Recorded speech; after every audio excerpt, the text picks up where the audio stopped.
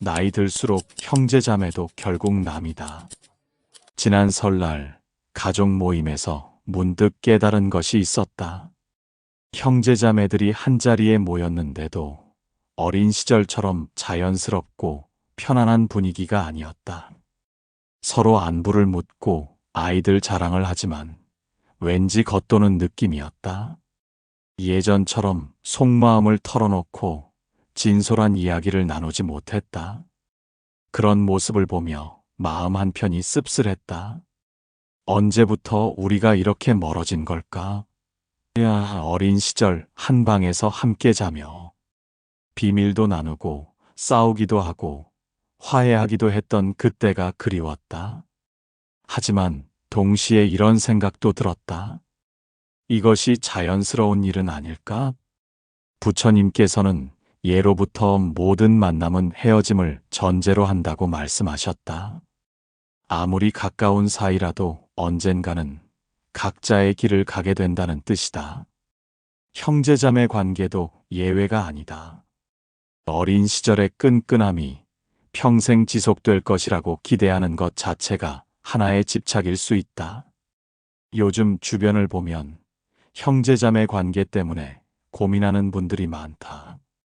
우리 집은 형제들이 사이가 별로야. 다른 집은 형제들이 얼마나 우애가 좋은데 하며 자책하거나 부러워한다. 하지만 이런 생각 자체가 불필요한 괴로움을 만드는 것은 아닐까. 한 지인은 이런 이야기를 들려주었다. 매년 형의 생일마다 가족들이 모이는데 갈 때마다 마음이 편하지 않다고 했다. 형과는 자녀 교육관이 너무 다르고 돈에 대한 생각도 다르다. 대화를 나누다 보면 자연스럽게 의견 충돌이 생기고 그러면 분위기가 어색해진다. 억지로 맞춰주자니 답답하고 솔직하게 말하자니 갈등이 생긴다. 또 다른 분은 형제들과 부모님 부양 문제로 갈등을 겪고 있다고 했다. 누가 더 많이 돌봐야 하는지, 비용은 어떻게 분담할 것인지에 대해 의견이 엇갈린다. 각자의 경제적 능력이 다르고 생활 여건도 다르니 합의점을 찾기가 쉽지 않다. 그러면서 어린 시절 그렇게 가까웠던 형제들 사이에 미묘한 감정의 골이 생겼다고 한다. 사실 이런 일들은 자연스러운 것이다. 나이가 들수록 형제자매가 멀어지는 것에는 여러 가지 이유가 있다. 첫째로 각자의 삶이 복잡해지기 때문이다. 젊을 때는 단순했다. 학교 다니고 친구들과 놀고 미래에 대한 막연한 꿈을 키우는 것이 전부였다. 하지만 나이가 들수록 책임이 늘어난다. 직장에서는 성과를 내야 하고 집에서는 배우자와 자녀들을 돌봐야 한다. 경제적 압박도 커지고 건강도 신경 써야 한다. 이런 상황에서 형제자매들과 예전처럼 자주 만나고 깊은 이야기를 나눈다는 것은 현실적으로 어렵다. 주말에 형제들과 만나려고 해도 아이들 학원 스케줄이 있고 가족끼리 보내야 할 시간도 있다. 우선순위가 자연스럽게 바뀌는 것이다. 둘째로 가치관의 차이가 드러나기 때문이다. 어린 시절에는 부모님의 가치관 아래에서 비슷하게 자랐지만 나이가 들수록 각자의 경험과 선택에 따라 생각이 달라진다. 돈에 대한 관점, 자녀 교육에 대한 철학, 인생의 우선순위 등이 다르다. 어떤 형제는 안정적인 삶을 추구하는 반면 다른 형제는 도전적인 삶을 선호할 수 있다. 어떤 형제는 전통적인 가치를 중시하는 반면 다른 형제는 진보적인 사고를 할 수 있다. 이런 차이들이 대화할 때마다 부딪히면서 자연스럽게 거리감이 생긴다. 부처님께서는 각자의 업장이 다르다고 하셨다. 같은 부모 밑에서 자랐어도 각자가 쌓아온 인연과 경험이 다르기 때문에 서로 다른 길을 가게 되는 것이 자연스럽다는 말씀이다. 이것을 억지로 맞추려고 하면 오히려 갈등만 커진다. 셋째로, 경제적 이해관계가 복잡해지기 때문이다. 젊을 때는 돈이 별것 아니었다. 서로 빌려주고 빌려받는 것도 자연스러웠다. 하지만 나이가 들수록 경제적 문제는 더욱 현실적이고 절박해진다. 부모님의 재산 문제가 대표적이다. 누구도 공개적으로 말하지는 않지만 마음속으로는 누구나 생각하고 있다. 부모님이 돌아가신 후 재산을 어떻게 나눌 것인가에 대한 은밀한 계산이 시작된다. 부모님 돌봄에 드는 비용 분담 문제도 복잡하다. 누가 더 많이 부담해야 하는지, 시간과 돈 중 무엇이 더 가치 있는 기여인지 계산하기 어렵다. 이런 문제들이 형제관계에 미묘한 균열을 만든다.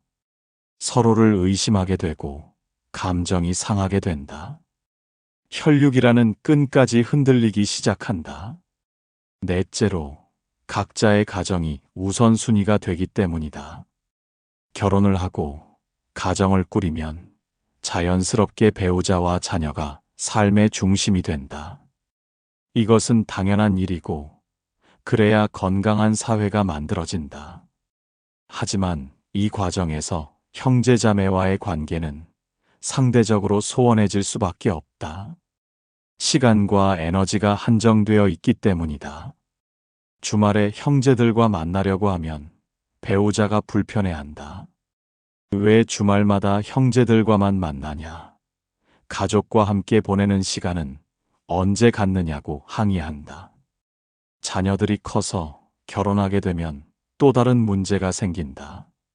명절 때 어느 집에서 보낼 것인가, 손자, 손녀들을 누가 더 많이 봐줄 것인가 하는 문제들로 형제들 사이에 경쟁이 생긴다.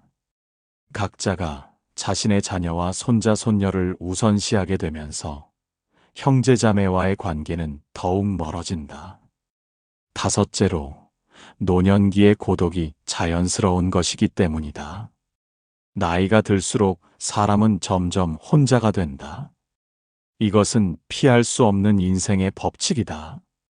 부모님도 먼저 세상을 떠나시고 친구들도 하나둘 건강이 나빠지거나 세상을 떠난다. 형제자매들도 각자의 삶에 바빠서 예전처럼 자주 만나기 어렵다. 이런 고독을 두려워할 필요는 없다. 오히려 이 고독 속에서 진정한 자신을 만날 수 있다. 부처님께서는 독좌대웅이라는 말씀을 하셨다. 높은 봉우리에 홀로 앉아 있는 것이 가장 기특한 일이라는 뜻이다. 이것은 외롭게 살라는 의미가 아니라 자기 자리를 잘 지키며 당당하게 살라는 의미다. 많은 사람들이 형제자매들의 도움이나 위로에 의존하려 한다. 자주 전화를 걸어서 안부를 묻고 자주 만나자고 조른다. 하지만 이런 의존적인 태도는 상대방에게 부담이 될 뿐이다. 진정한 사랑은 상대방을 자유롭게 해주는 것이다. 붙잡아 두려고 하는 것이 아니라 놓아주는 것이다. 형제자매에 대한 사랑도 마찬가지다. 서로를 자유롭게 해주고 각자의 길을 응원해주는 것이 진정한 형제애다. 어떤 사람들은 이런 말을 들으면 서운해한다. 그래도 피는 물보다 진하다고 하는데 형제끼리 왜 그렇게 냉정해야 하느냐고 말한다. 하지만 이것은 냉정함이 아니라 지혜다. 서로에게 기대하지 않을 때 오히려 더 편안한 관계를 유지할 수 있다. 억지로 친하게 지내려 하지 않을 때 자연스러운 정이 흐를 수 있다. 의무감이 아닌 진정한 마음에서 우러나는 관심과 사랑이 가능해진다. 부처님께서는 집착은 고통의 근원이라고 하셨다. 형제자매에 대한 과도한 집착도 마찬가지다. 그들이 자주 연락하지 않는다고 서운해하고, 그들이 자신의 뜻대로 살지 않는다고 간섭하고, 그들이 어려움에 처했을 때 무조건적으로 희생하려고 하는 것은 모두 집착이다. 그렇다면 형제자매와는 어떻게 지내야 할까? 답은 간단하다. 적당한 거리를 두고 서로의 삶을 존중하며 필요할 때만 연락하는 것이다. 매일 안부를 묻지 않아도 되고 모든 일에 참견하지 않아도 된다. 각자가 행복하게 살고 있다는 것만 확인하면 충분하다.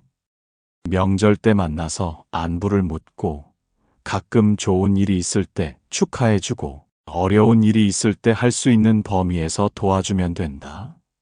하지만 그것이 의무가 되어서는 안 되고 그것 때문에 자신의 평화가 깨져서도 안 된다. 현대 사회에서는 이런 관계가 더욱 일반적이 되고 있다. 핵가족화가 진행되면서 형제 관계보다는 부부 관계와 부모 자녀 관계가 중심이 되었다. 도시화가 진행되면서 형제들이 각자 다른 지역에 살게 되었고 자연스럽게 만나는 빈도가 줄어들었다. 개인주의 문화가 확산되면서 혈연보다는 개인의 선택과 취향이 더 중요해졌다.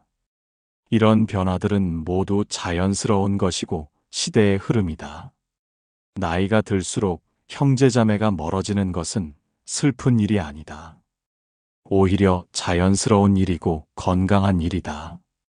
각자가 독립된 인격체로서 자신의 삶을 살아가는 것이다. 이것을 받아들이고 인정할 때 진정한 평화를 얻을 수 있다. 형제자매와의 관계에서 오는 스트레스와 갈등에서 해방될 수 있다. 삶의 마지막 순간에 곁에 있을 사람은 형제가 아닐 수도 있다. 그것도 괜찮다. 중요한 것은 자신이 살아온 삶을 후회하지 않는 것이다.